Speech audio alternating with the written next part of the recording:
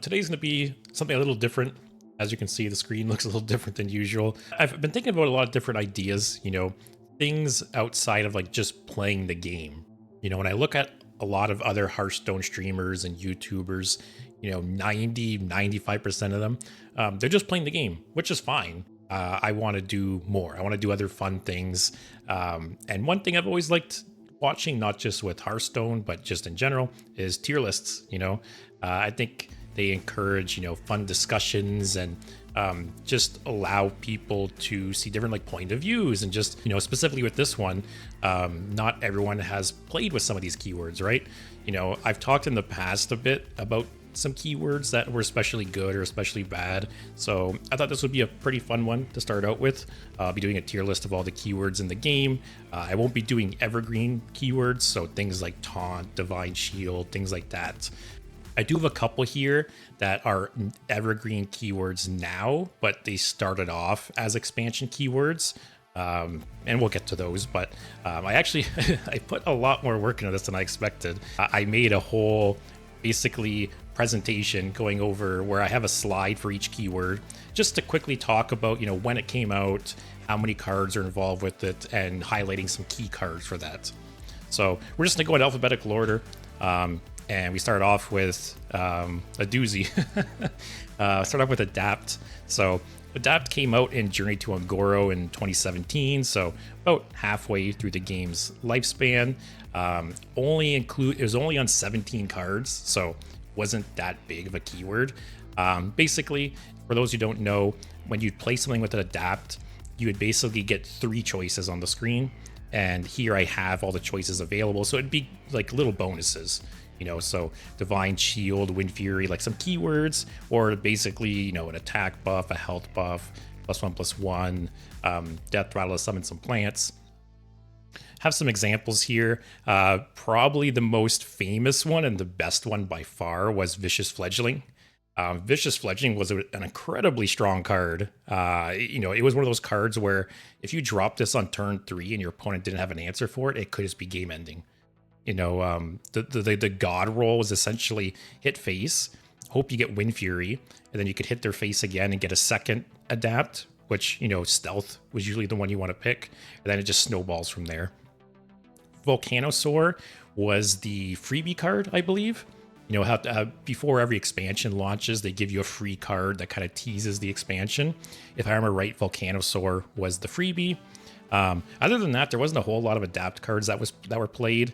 The hunter one here, sometimes, you could push damage with the attack or the Wind Fury or things like that. But overall, I don't think it's a very good keyword. It's very forgettable. If I had to rank it, I wonder if D is too harsh. Actually, I'm gonna stick with D. Just because, like I said, I think it's very forgettable. In modern Hearthstone, you don't see adapt at all. And even when, adapt was a thing, there was only a couple cards that were played. So I wouldn't say it's trashed here. There is some here that will be trashed here, but it's pretty near the bottom. So next up, we have Colossal, which Colossal's a pretty recent one. It's from Voyage to the Sunken City, which just, funny enough, it feels like it just came out like a couple sets ago, but it was 2022. There were 13 cards, so it was 1 per class and then 2 neutrals. And to me, this was a slam dunk.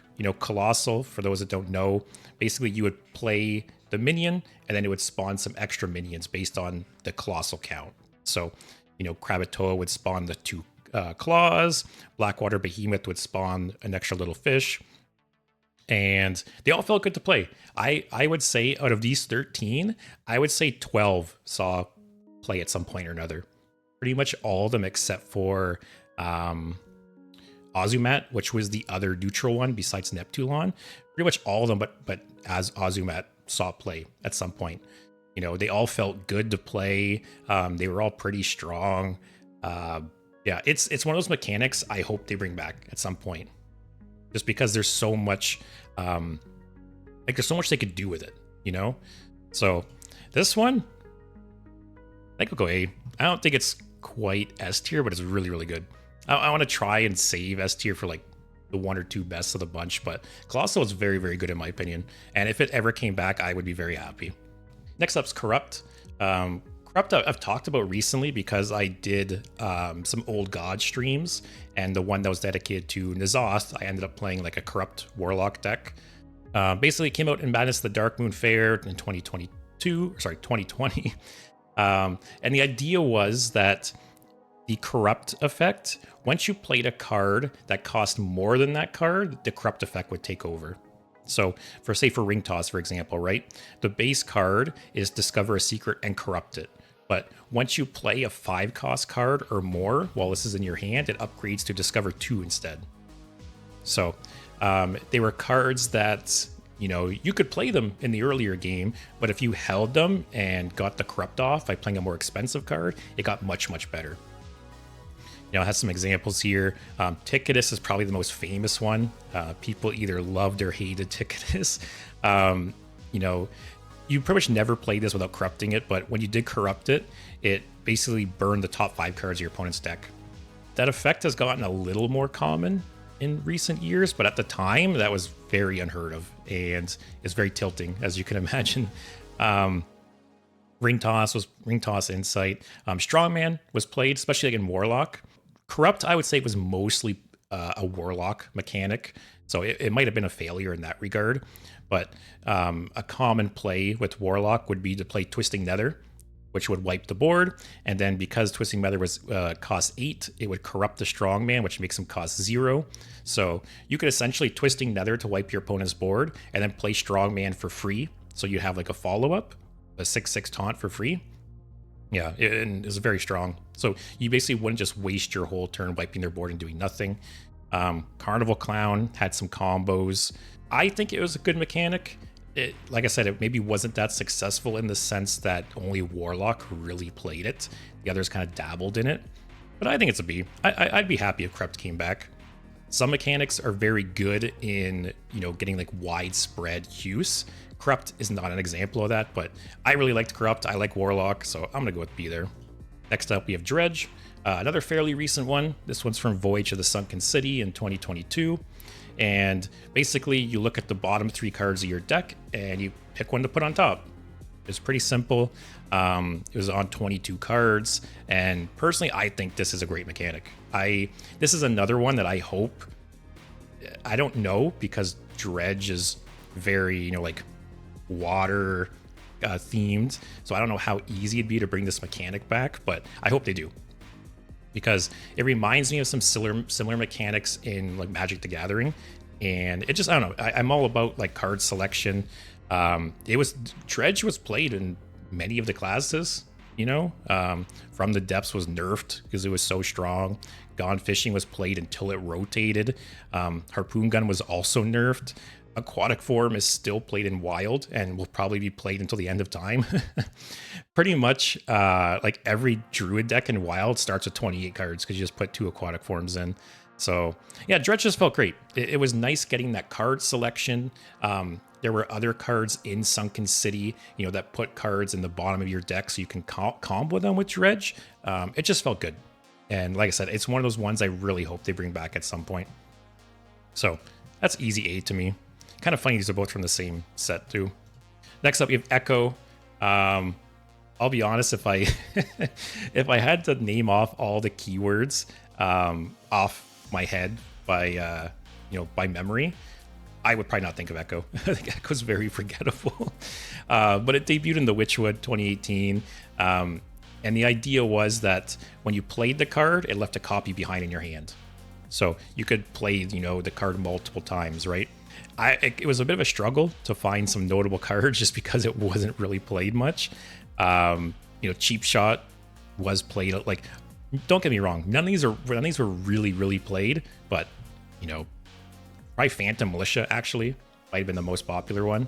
But yeah, basically they were like repeatable removal, Unstable Evolution. Actually, funny enough, Unstable Evolution came out before the Witchwood, but it didn't use the Echo keyword.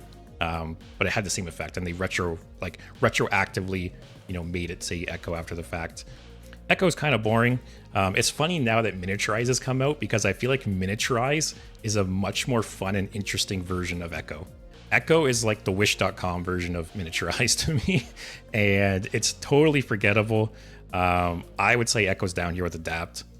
Like I said, it was a bit of a struggle to get some notable examples here. And even these ones weren't really played. Like none of these were meta cards really. Excavate. Excavate's a fairly recent one, just being, from last year with Showdown in the Badlands. There is 15 cards. One thing of note is it doesn't include Demon Hunter, Druid Hunter, or Priest. So sometimes there is mechanics like this, where they only include half or a third of the classes, which I think is fine. I've said it before, but different classes get time in the limelight, and it shifts over time, right?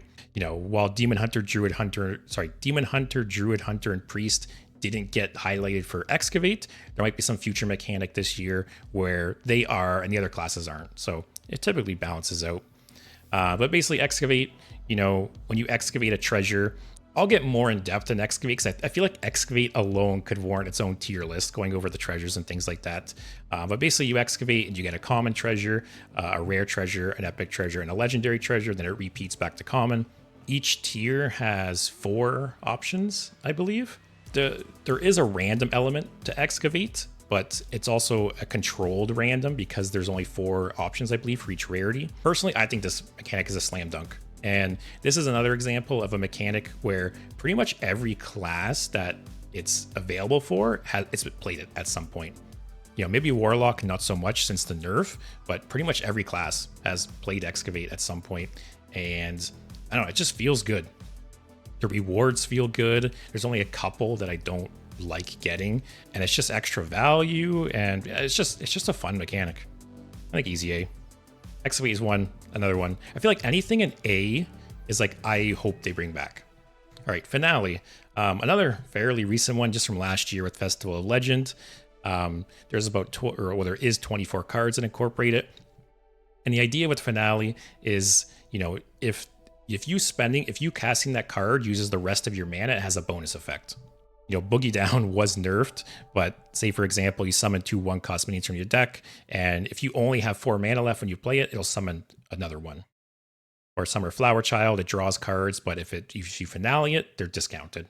Yeah, I do like Finale because it adds like decision making. You actually think about the order you play your cards and maybe even future turns, right? You might not want to play one of these cards on a certain turn because you want to wait for a later turn where you can finale it.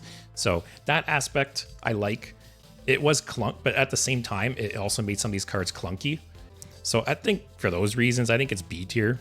It adds interesting decision making to your plays, but it also feels clunky at times. I don't know. Like I said, it leads to awkward turns sometimes, but it's a cool idea. So it's kind of middle of the pack. Not great, not awful. Yeah, Forge. This is from Titans. I have a lot of recent ones lately. This is just from Titans last year, 2023. And the idea is, you drag it to your deck, you spend 2 mana, and it upgrades the card. I think this is a great mechanic. For anyone who's ever played Magic, it's very relatable to Kicker in some ways, which people always joke every mechanic in Magic is a variation of Kicker. But I think it's super cool because say you have like wasted mana on a turn, right?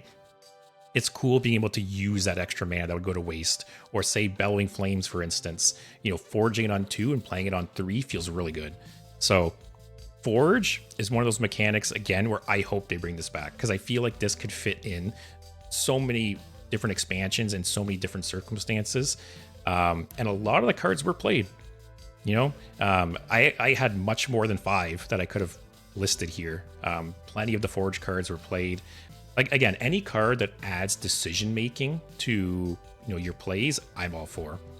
I'm going S. I really, really like Forge. And it's like I said, it's a mechanic I hope they bring back at some point. Next, we have Frenzy.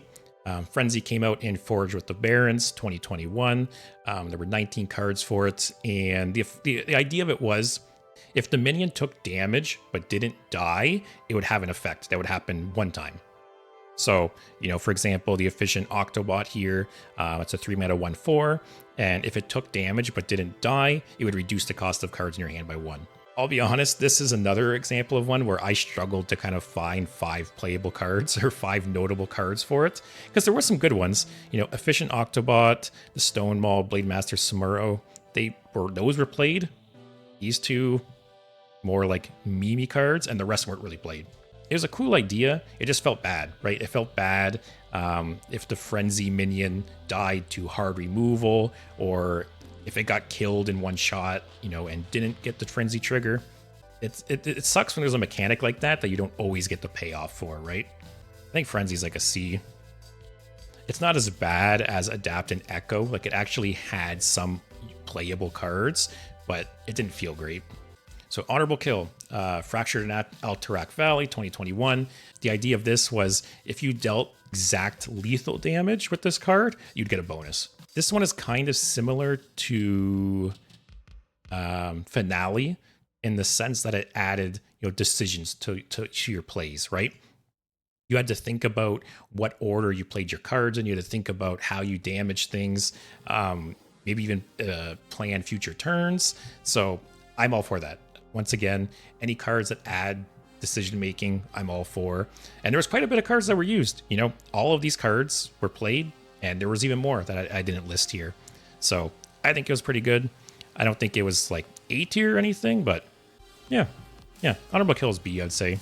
It felt good. Like, it felt good to set up the honorable kills. And then we have Infuse, fairly recent, Murder at Castle Nathria 2022. The idea was, you know, it would be infused with a number, and, you know, once that amount of minions died while this card was in your hand, the infuse would trigger. So say Frozen Touch, for instance, there's a 2 mana, 3 damage spell, but if 3 minions died while 3 of your minions died while this was in your hand, it would return, it would, you know, add it back to your hands. And as a result, you know, Infuse resulted in a very board-centric meta. You know, Sire Denathrius was nerfed the first month of this expansion. Pretty much every deck was running Denathrius, and every deck was very board-based and revolved around, you know, buffing up Denathrius and finishing people with Denathrius. Especially Bran was in standard at the time. So Druid had Guff as well. So Druid was the main deck playing Denathrius, and they could brand Denathrius in one turn with the additional mana. A lot of the infused cards were used. It resulted in a more board-based meta, which I liked a lot. Sometimes, especially like right now, I feel like the game has strayed from that a lot. The more board-based metas feel more like old school Hearthstone. But a lot of different cards played. Infuse cards, there's even multiple. Again, there was more examples here than I could have listed. There was the 5 mana one, I think, that once you infused it, drew you more cards. That was played in a bunch. Just overall, it was a pretty good mechanic. Like I said, encouraged a board-based meta, which I'm all for. I wouldn't say it's quite A, but I'd say B. I feel like it's like top of B, almost A. Next up, we have Inspire. Incredibly forgettable, I will say right off the bat. Inspire was from the Grand Tournament, which was very, very early on in the game. It was the 3rd or 4th set to come out. And the idea was that Inspire would trigger when you used your hero power. So it was basically, if the card stayed alive, it was a repeatable effect. You could keep getting, you know, value off of every turn. And funny enough, some of these cards have been changed since they released. Both of these cards now have Battlecry and Inspire, but up until recently, they were just Inspire. But they were played, you know. Tournament Medic looks like a trash card to modern Hearthstone, but back in the day, it was used in Priest. You know, it was a way to basically heal 4 with your hero power. And with the 8 health, it was kind of sticky. Murloc Knight was played in like Tempo Paladin decks. Spawn of Shadows actually helped Reno Priests finish people off. Thunderbluff was played. I feel like I'm defending the keyword here because it's shit, don't get me wrong. I don't know. It didn't feel very good, and it's understandable, right, when it was very early on in Hearthstone. So they were still kind of like finding their footing and experimenting. So I don't think it's like not Adapt Echo bad, but it's Frenzy bad. Next up, we got Invoke. I would say Invoke is honestly one of my favorite mechanics of all time. I love build around cards, and that's what Galakron was, right? You built your deck around Galakron, and you had this big payoff. But it released in Descent of Dragons in 2019. There was 17 cards with it, and then it tied into the 5 Galakrons for Priest, Rogue, Shaman, Warlock, and Warrior. And basically, and this is another mechanic I feel like I can make its own tier list for, but each class had their own, because it says Invoke, use Galakron's power. Each class had their own effect. So Priest, if I remember right, it added a random Priest minion to your hand. Rogue, it added a Lackey to your hand. Shaman, it summoned a 2/1 Rush, I believe. Warlock summoned 2 1/1 Imps, and Warrior gave your hero +2 or +3 attack, I forget what. But pretty much all the Galakrons are played. At one point or another, Priest, Rogue, and Warlock were the more popular ones, but Shaman and Warrior were played to some extent. Yeah, it felt great. Like I said, I love build-around cards and things like that. So to me, honestly, Invoke's S tier. Galakron is some of my favorite cards ever released, and I'm going to go back at some point and do some streams dedicated to Galakron. So looking forward to that. We have Magnetic. Magnetic is one of those ones that, you know, started off with the Boomsday Project in 2018 and is now, it's not officially evergreen, but it has shown up in other sets. So there were 12 Magnetic cards originally, and then since then there's been 12 more cards added. As recently as Titans last year, there was more Magnetic cards added. And the idea of it, you know, you play this minion to the left of a mech and it will merge with the mech. I understand Magnetic is a pretty good mechanic. I have never been a huge fan of it personally. Ziliax is probably the most famous example of it. But it is strong, you know, especially right now, like Mech Rogue, right, is a thing, and Magnetic is very strong there. To me, it's just a solid B tier. This could vary depending on people to people, but yeah, I think it's okay. I've never been a huge fan of it. Next up, we got Manathirst. Manathirst came out in March of the Lich King in 2022.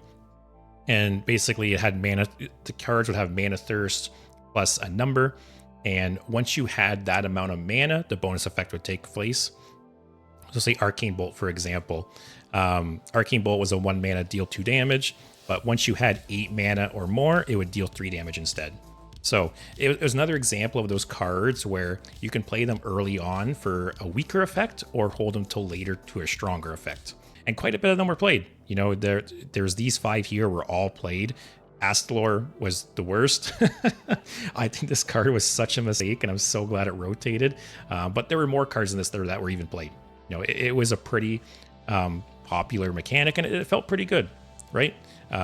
Again, any mechanic that leads to like decision making, you know, you think like, do I play this now and get a worse effect, or can I afford to wait and play it later? I think that's a plus. I think it's a B. If it wasn't for Astalor, it'd maybe be an A for me, but Astalor takes it down a peg. And yeah, speaking of Miniaturize, this one is obviously the most recent keyword, just came out with Whizbang's Workshop. There is only 18 cards so far. I would imagine the mini set that's coming out probably next month, there'll probably be more Miniaturize, so this will probably go up to like 22 or 24 or something like that. But it was similar to Echo in the sense that you play a Miniaturize card, it leaves behind a copy in your hand, but that copy is a 1 mana 1/1. It's pretty cool how some cards utilize that. Like I think Window Shopper, love it or hate it, is the best example of that, where, you know, the first time you play Window Shopper, there's certain minions that are really good to pick. And then when you play the Miniaturized version, there's some of the minions that were good to pick with the first one aren't good to pick with the second one. So both cards are kind of treated differently in that sense.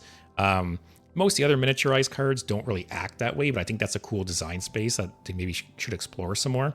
Miniaturize is one mechanic that on paper, so during like the reveal season, I thought it seemed like a miss. I thought it seemed like Echo. I thought it seemed just not interesting. But then once I started playing the cards, I think it's great. I think it's a really, really good mechanic. I don't know how well they could adapt this to other expansions, but pretty much every Miniaturized card I've played, it just feels good. So to me, Miniaturize is an A. Depending what comes out with the mini set, this could even go up to an S for me. I think it's an easy A. Also, it's a very new keyword, so who knows? Maybe I'm just it's just because it's new. But next up, we have Overkill. I will say right off the bat, Overkill is a pretty forgettable mechanic too. As you can see, I couldn't even find 5 cards to list here. But it did come out in Rosticon's Rumble in 2018. And the idea was if you dealt more damage to something than it had health, that the Overkill effect would trigger. So say Totemic Smash, right? 1 mana, deal 2 damage. If you killed something that had 1 life with this, it would trigger the Overkill, which is summon a basic totem. Like I said, I couldn't even find a 5th card that I felt justified a spot here. Blast Wave was played a little bit, if anything, because it would be discovered. Totemic Smash and Baited Arrow saw some fringe play, and Line Cracker to this day still sees play. It has a combo with Druid and Wild, but very forgettable mechanic, and didn't feel that great. I'd say it's C. I don't think it's as bad as Adapt or Echo. Yeah, Frenzy, Inspire, Overkill. I think that'd put them all in the same boat. Yeah, Sports, you kind of like the idea of Overkill, but the rewards they printed were low power. That is true, right?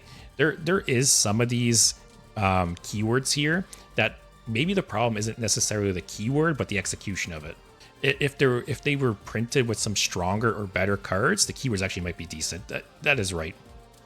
Especially some of these keywords here are from older sets. And now that, the power level in the game with the power creep, who knows? They could print some more modern cards with these keywords and they would be better. Next up, we have Quest. This one, I feel like people will be very divided on. Quests originally came out in Journey to Ungoro in 2017, pretty early in the game. And the idea was that, this card always starts in your hand and you play it, and it has this condition you need to work towards throughout the game, and you get a big reward once you complete it. And there were 9 cards printed originally. There's 1 for each class. And then I forget which set, but there was another set later on that, again, released a quest for everyone. Like I said, love them or hate them. Some of these quests people are very divided on, but many of them saw play. More often than not, the quests were played at some point. There were some that were kind of misses, but I got some examples here of some that were played. The Caverns Below was nerfed multiple times, I believe. It's very, very strong. Open the Waygate is still a menace in Wild to this day. Like the rest of these, Awaken the Masters, the Shaman and Warlock ones were they weren't like overpowered or anything, but they just felt good. They definitely varied. Some of the quests missed, never really saw play. Most of the quests were decent and saw some play, and then there were some that were just very, very overpowered, like the Rogue and Mage quests. I am surprised to this day. This card was nerfed. If I remember right, I think this started off as cast 6 spells that didn't start in your deck. But I'm surprised that the reward has never been nerfed. Because think about it, this card came out in 2017 and it's still competitive in Wild to this day, which shows you how strong it is. Love them or hate them, I think quests are A. They feel good to play. It feels cool to have that reward that you're slowly building up to and having that big payoff. So yeah, some of them are better than others, but I think overall it's an A. So similarly, we have Questlines, which Questline started in United and Stormwind. They've only come out 1 time. There's 10 of them so far. I would imagine they're going to come out with another set sometime in the future, just like they have with the original quests. It's basically the same idea as the original quests, but they had multiple steps. So instead of having 1 big reward, it had like a small reward, and you kept going to a medium reward, and you kept going to like a larger reward. I feel like right off the bat, it's also an A. They're very, very similar to quests. Just the rewards are a bit more broken up. And again, a lot of them saw play. These 5 listed here all saw play. Some of them still see play to this day in Wild. And there was more that I didn't list here that were or are still played. So yeah, I think both quests, they kind of go together, right? Both quests and quest lines, I think are A. Easy to me. Quickdraw, I'm very divided on. Basically, it came out last year in Showdown in the Badlands. It's still standard legal, and the effect is if the card entered your hand that turn, you get a bonus effect. So whether you drew it that turn or you generated that turn, it has some kind of bonus effect. I feel like Quickdraw is kind of the opposite of Miniaturize in that on paper, Quickdraw looked really good and looked really fun, but in practice, I think it just feels bad. It sucks having a quick draw card in your opening hand, or it sucks, drawing a quick draw card when you don't need it or you don't want it. kind of similar to, you know, like Overkill or like Frenzy, right? Like the fact that under certain circumstances you could just not get the reward. That sucks, right? And you could say the same about Honorable Kill, but you had some influence on Honorable Kill.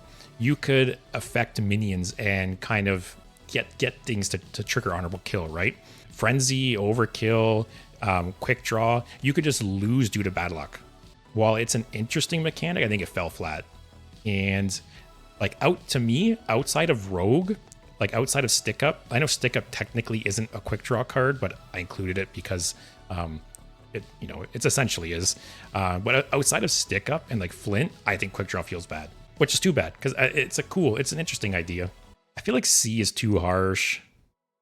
I'll go B, but I feel like it's at the bottom. It's almost a C. Or is it a C?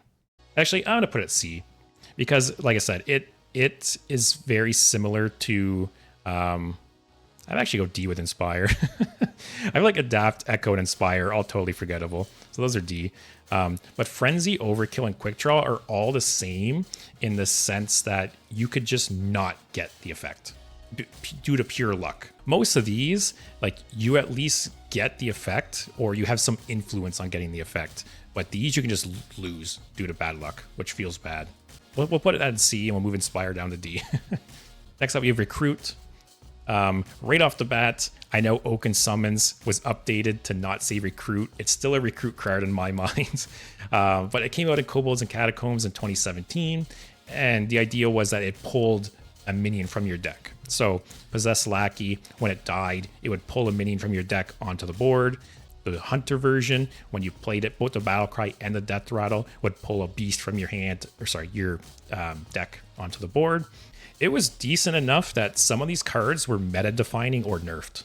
You know, Possessed Lackey was meta-defining. Back when Cube Warlock was a thing, this was one of the key cards. Call to Arms was nerfed. And I think to this day, Call to Arms is still played in Wild, I believe. Oaken Summons still played to this day in Wild. I put Master Oakheart here because there were some combos with this at one point. I forget if it was Warlock or what class, but there was some combos with this that you'd play Master Oakheart and it would pull, you know, the specific minions you want onto the board and would do some kind of combo. But yeah, I think it's pretty good. Like I said, the fact that a lot of these cards were literally, and there's only 10 cards. Only 10 cards had Recruit, and multiple of them were meta-defining or still played to this day. I think it's a B. I don't think it's quite an A. It's just in the middle. It's a good keyword. It didn't get much use though. Only 10 cards. Of those 10 cards, a lot of them were played, and some of them, like I said, were meta-defining or still played to this day. I think it's just shy of an A though. I think it's like high B or something. Side quests. So Sidequest came out in Descent of Dragons in 2019. They're basically like baby quests. So they don't start in your opening hands. They're easier to trigger, but they also have a weaker reward. So and also the fact that they're not legendary, you can put 2 of them in your deck, right? So you could put 2 versus 1. Easier to complete, weaker reward. Like I said, it's like baby quests. There's only 8 printed, funny enough. When I was looking into this, I thought I remember there being more, but there's only 8 printed. There's 2 for only 4 classes. Only Paladin, Druid, Mage, and Hunter got side quests. So I almost wouldn't be surprised if they came back for the other classes at some point. But they were okay. You know, obviously they didn't feel as good as quests. They weren't as strong as quests. These weren't like core cards or meta defining or anything like that. But they were just fine. I think it's a B. That's like the definition of a B, right? It's not amazing, it's not bad, it's just okay. And I can see this coming back at some point, like I said, for the other classes. There's definitely a lot of design space there. Next up, we have Spellburst. Spellburst came out in Scholomance Academy in 2020. And the idea was that the first time you cast a spell, and it did some effect. So Goody 2 Shields, I remember was played quite a bit. It was a 3-mana 4/2 with Divine Shield. And then when you cast a spell, it would get Divine Shield again. Or Firebrand was played a lot. Honestly, when I was looking and I was getting cards for this, much more than there's much more options I could have picked here. There were 24 cards with Spellburst. I feel like 10 or 12 of them at least saw decent amounts of play. You know, all of these here, sports. Yeah, Penflinger was nerfed because Penflinger originally was deal 1 damage to anything. So Paladin could, you know, Penflinger your face, and then the Librams were a thing at the time. So they would keep, you know, casting 0-cost Librams, bouncing the Penflinger, slowly shooting you in the face and killing you. So it was nerfed, funny enough. In hindsight, it's so funny that that was actually a deck. But Forest Warden is still played to this day in like combo druids. I don't know how many others are still played, but at least at the time, like they were good. And it felt good because you had some selection over when you wanted the effect to trigger, right? Some of the times you would just play the card and play a spell right away to trigger it. But some other times you would play a card and then, you know, hope it lived to the next turn to trigger the Spellburst. So it was nice having that that choice over, you know, when it triggers. I don't think it's A tier. I got Colossal, Dredge, Excavate, Miniaturize, Questline. Yeah, it's not A tier, but it's B tier. Yeah, and I feel like this is a mechanic they could very easily bring back as well. Like, it's very neutral in the sense that it's not like thematically tied to the expansion, right? So I wouldn't be surprised if this came back at some point. Next up, we have Titan, which came out in Titans, but Titan itself is a keyword, and the keyword basically just explains how the card works. You know, you don't attack with the Titans. Instead of attacking, you have 3 abilities that you can use, and every time you use one of those abilities, it gets turned off. And then, you know, eventually, if you use all 3 abilities, which I feel like I can count on one hand how many times this has happened, but eventually, if you do use all 3 abilities, it can just attack like a normal minion. And I thought this set keyword was great. To my knowledge, I have to double check, but off the top of my head, I think every single Titan was played at some point or another. You know, I think the ones I picked here were just the most obvious ones. So pretty much all the Titans saw play at some point or another. It just feels good. You know, it feels like you're playing this big minion that, you know, like the opponent has to deal with, or you just get so much value over multiple turns with. I think Titan might be S tier for me. Like, every Titan just feels good to play. I'm gonna be sad when they rotate. Yeah, and it's just a cool idea. Like I said, it almost feels like you're playing this big raid boss minion that just spirals out of control. They don't deal with it. So yeah, I think it's S tier to me. It's really good. Next up, we have Twinspell, which kind of a little bit forgettable. Twinspell came out in Rise of Shadows in 2019, and it's basically Echo, but for spells. And it would only trigger once. So you would use the spell, and a copy would stay back in your hand that you could play a second time. And it was only in 11 cards, funny enough. Kind of similar to the side quests. It was only for 4 classes, and they printed 11 cards.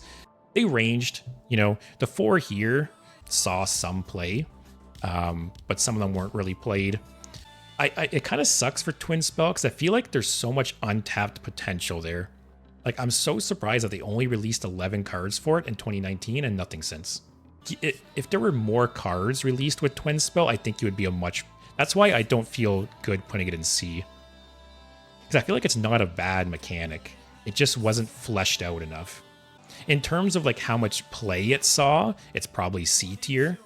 But in terms of the mechanic itself, I think it's a B tier. It just didn't see it. Like, it didn't get enough use. Because Twinspell, again, is a very neutral keyword in the sense that it can be thrown into like any expansion, right? It's not tied to like the theme of the expansion. So super surprised they never printed more cards for this.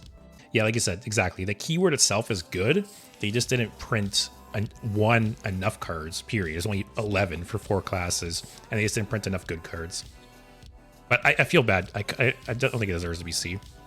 So next up are 3 keywords that they actually are evergreen now, but they started off as expansion keywords. So like I said, I'm not covering evergreen keywords like Divine Shield, Taunt, Stealth, like things like that. But there is a few keywords that they used to be expansion exclusive. They launched with an expansion, but then they did really well, and now they're kind of used all over the place. So the first example of that is Dormant. Dormant originally came out with Ashes of Outland in 2020. The idea of Dormant is, you know, you play it It's a minion that it takes up a space on the board, but it can't be interacted with.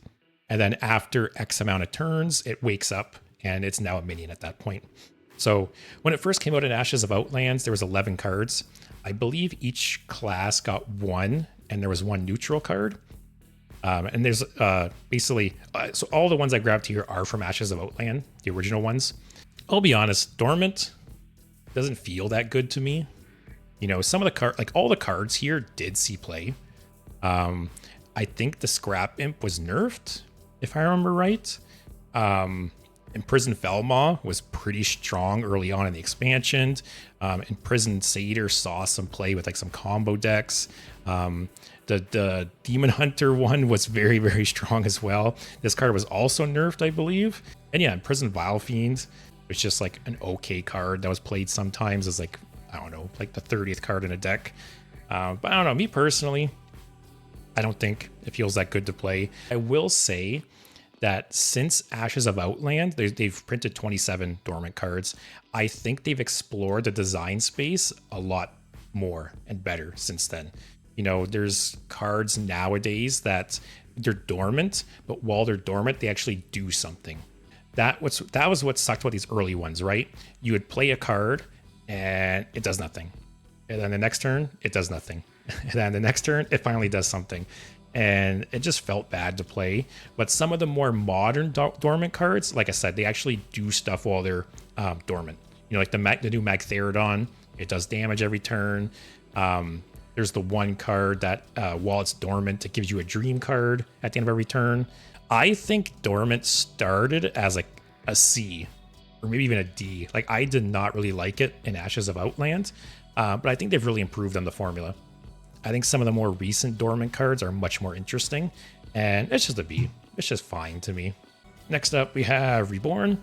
So Reborn came out in Saviors of Uldum in 2019, and the idea is that, you know, the minion, when it dies, it comes back to life with 1 health remaining. There were 17 cards printed originally, and since then they've printed 21 more. I think it feels pretty good. These all here, I believe, are from the original Saviors of Uldum. Actually, no, this one's from a little later. Actually, so was this one. All of these saw play at some point or another. Funny enough, 2 of these cards went into Res Priest, which some people either love or they hate. Personally, I think Res Priest drives me crazy. Yeah, it almost doesn't even have like a real win condition. It's basically just bore your opponent to death and slowly, you know, annoy them.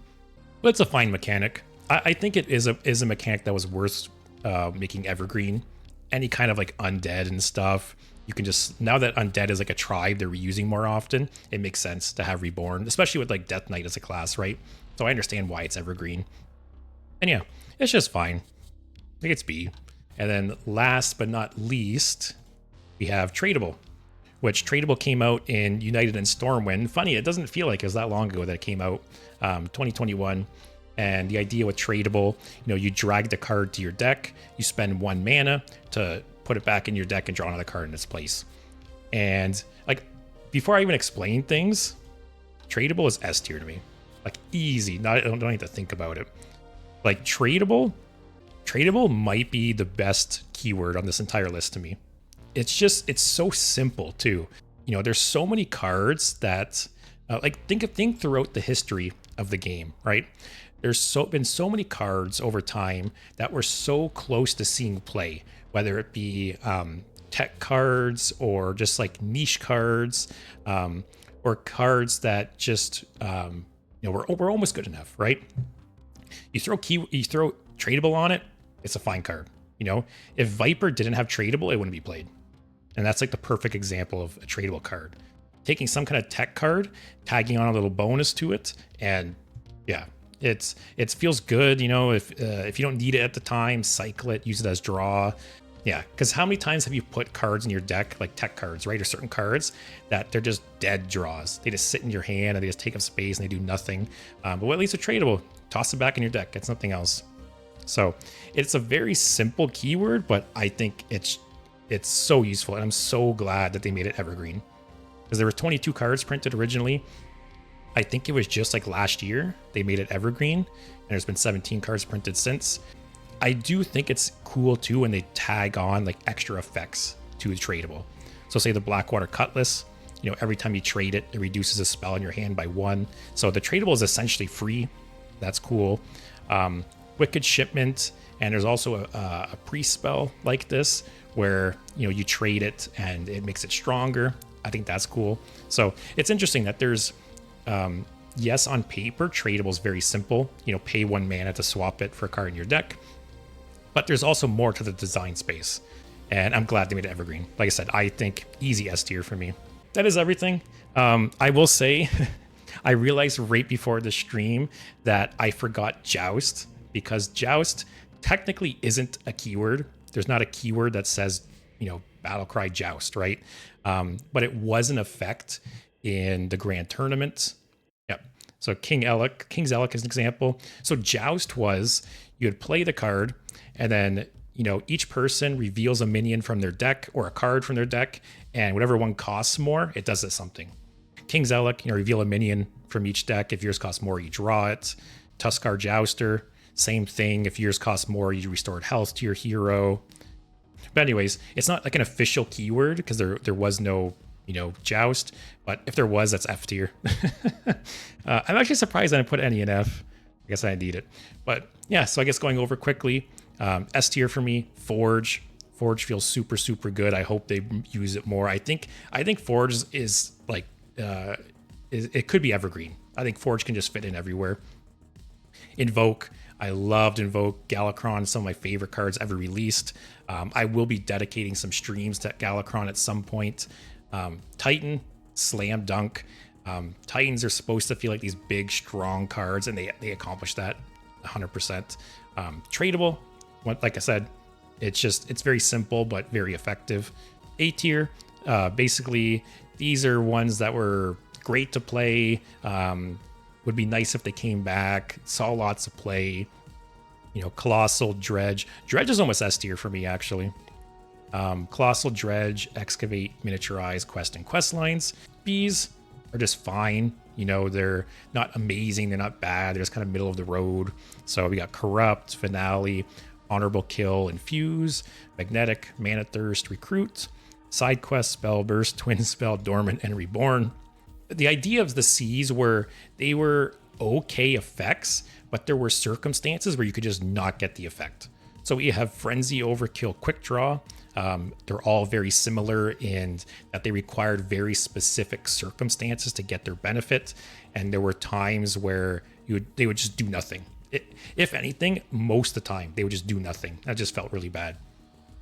And then D are just bad and forgettable to me. So we got Adapt, Echo, and Inspire.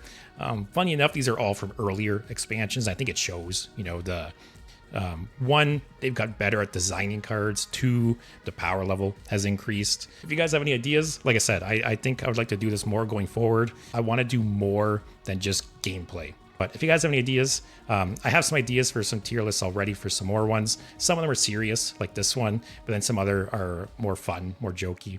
If you guys liked it, let me know. If you have any idea for future lists, let me know as well.